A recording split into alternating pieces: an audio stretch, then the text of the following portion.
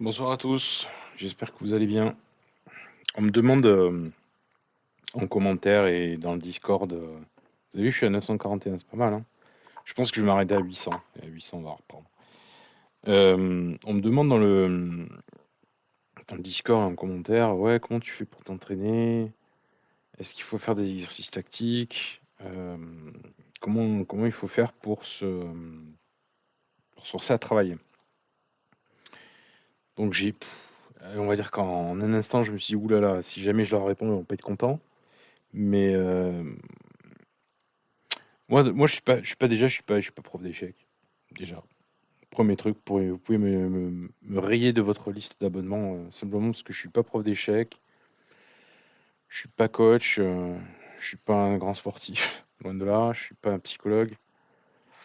Donc moi, le seul truc que je peux faire qui me semble honnête, c'est de vous faire partager, moi, même si on peut jamais vraiment partager, parce qu'on est, je veux dire, on n'est pas deux cerveaux pareils, on n'est pas deux à être foutus pareil. Donc le conseil pour l'un, ça va marcher pour l'un, mais pas pour l'autre. Enfin, donc moi, je peux en tout cas, voilà, en toute sincérité, je peux vous dire je peux vous donner mon point de vue et ce qui m'a poussé à penser ça, ce que j'ai essayé.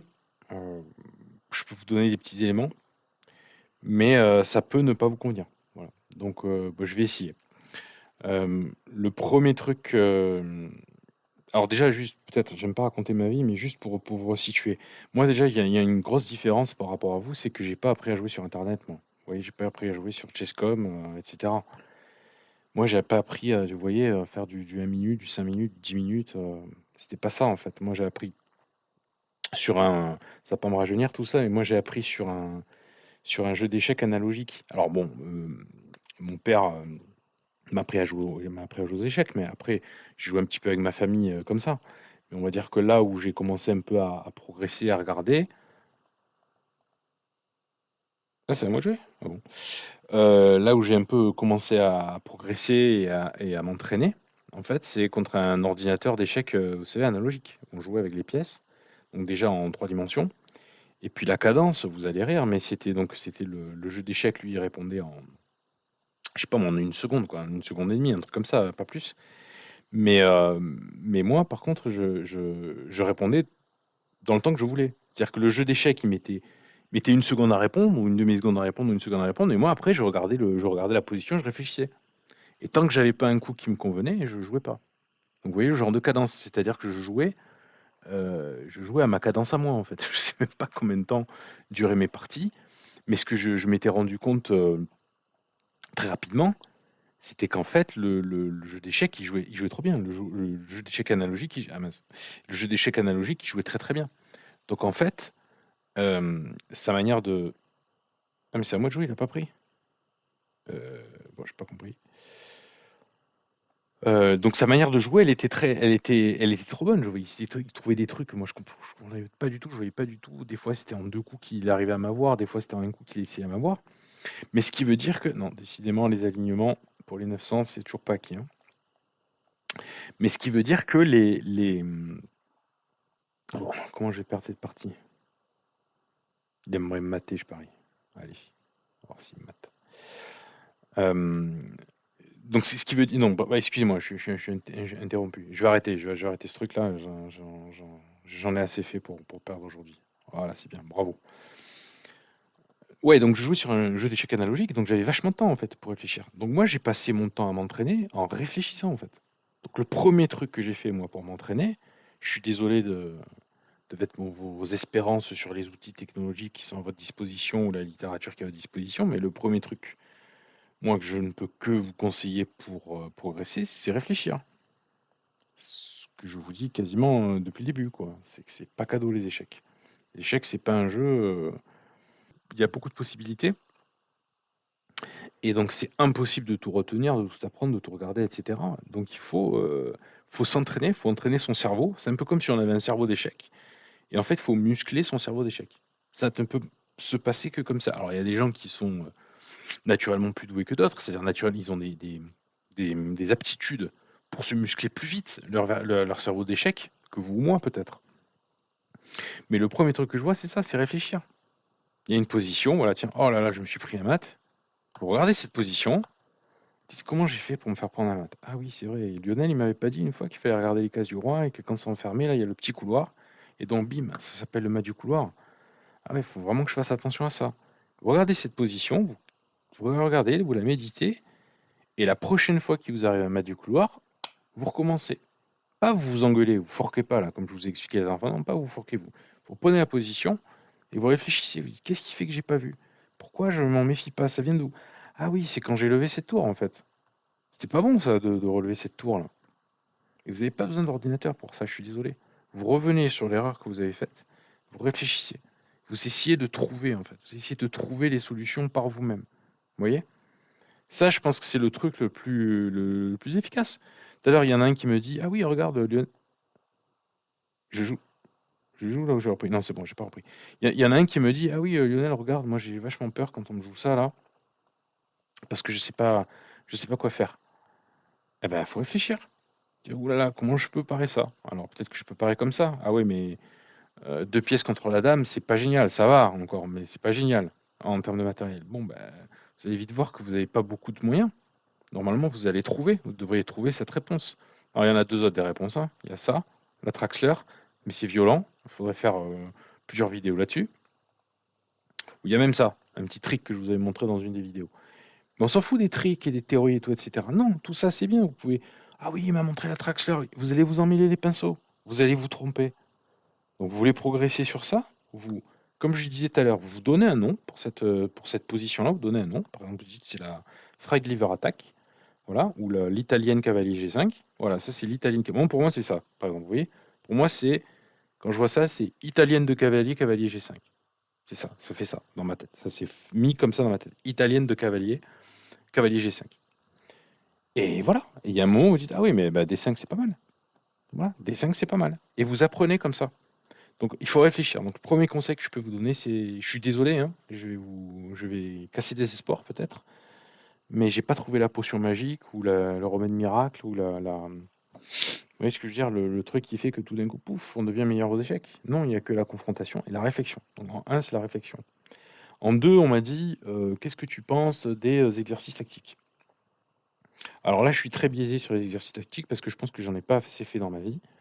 Je tiens de source assez sûre que je tiens d'un autre, d'une youtubeuse en fait, que vous connaissez sans doute, sur les échecs, que quand on fait de ces exercices tactiques, tous les jours, au bout d'un an, on progresse. Voilà. Donc, je ne doute pas qu'on progresse en faisant des exercices tactiques. Moi, je pense que j'ai jamais été assez discipliné pour en faire vraiment tous les jours. Donc, je peux en faire de temps en temps, notamment sur Chess Tempo, j'aime bien. Je peux en faire de temps en temps, mais à part 2 ou 3 cas de figure qui sont vraiment rentrés dans ma tête, là, pour le coup, ça m'a aidé les exercices tactiques parce que c'est un type de position et j'ai vu, je dis: «Ah oui, ça maintenant, ça s'est figé dans ma tête». Donc il y en a eu 2, 3 comme ça. Mais la plupart du temps, les exercices tactiques, c'est j'essaie de réfléchir et je trouve, mais ça rentre pas dans ma tête. Donc, je pense qu'elle a raison. Je pense que si on est très discipliné sur les exercices tactiques, ça paye ses fruits. Maintenant, si on fait sans dilettante, je sais pas. Moi, en tout cas, mon expérience, c'est que ça fonctionne pas vraiment. Donc faites-le, mais faut être discipliné. Je pense que c'est un peu comme, faire du footing tous les matins, j'imagine. Ça doit être ça, quoi. Si on fait des sauts d'1 semaine ou 2 semaines ou 3 semaines, ben, patatras, on perd tout ce qu'on avait construit. Donc, voilà. Donc ça, c'est le deuxième truc, à mon avis, qui est valable peut-être, mais moi, ça m'a pas servi. M'a pas servi. Par contre, ce qui m'a servi comme exercice tactique, et c'est là où peut-être je pense que je l'ai pas entendu chez d'autres youtubeurs.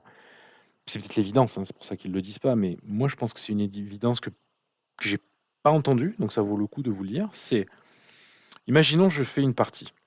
Hem, là, je fais une partie, heu et je reprends la partie. D'accord? Je reprends la partie, je sais pas. C'est-à-dire que les exercices tactiques, en fait, je les fais pas sur une des les 37 000 positions de Chess-Tempo. Je les regarde sur les soucis ou les problèmes que j'ai eus, ou les trucs que j'ai ratés, ou les trucs que j'ai, je sais pas, par exemple,